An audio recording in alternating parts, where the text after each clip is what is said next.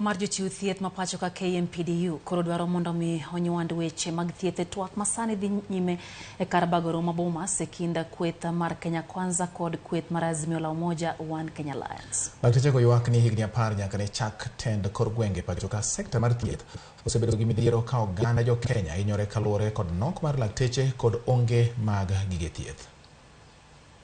Higni 10 nyaka ne ketayanga chenro mar loch gwenge pachoka. Riwruok mar jochiw thieth e pachoka Kenya Medical Practitioners Pharmacists and Dentists Union KMPDU yuago kethruok mar chenro mag thieth e kor gwenge maturka. We have the National Advisory Council that have doctors in all the 47 counties. These doctors work in these hospitals. And in our meeting it has been clearly reported that there's a persistent shortage of essential medical supplies in all our public hospitals. A failure that squarely rests on the shoulders of the government. We heard about the devolution conference. I attended. And the success story is being told there.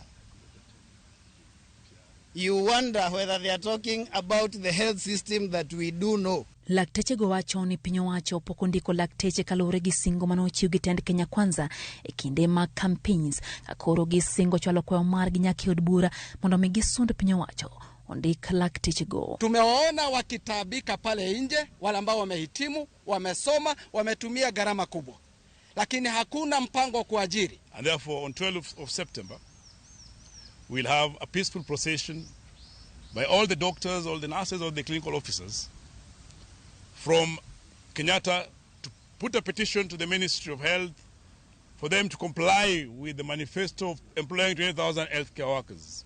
We'll take the same to the Senate and to the Assembly the same day. Bende gidwaro ni weche mag bero thieth onywandi e twak masani dhi mbele e kar bagoro mabomas e kind piny owacho gi kweth maketo piny owacho tesre Azimio la Umoja One Kenya Alliance. As KMPDU with our brother Kuko, we are demanding that the current bipartisan talks that are ongoing, the issue of healthcare, the health agenda must be part of this discussion. We promised, and the CS signed actually, because that was a conference in Brazil that was about HRH, that we were supposed to employ 12,000 healthcare workers each year.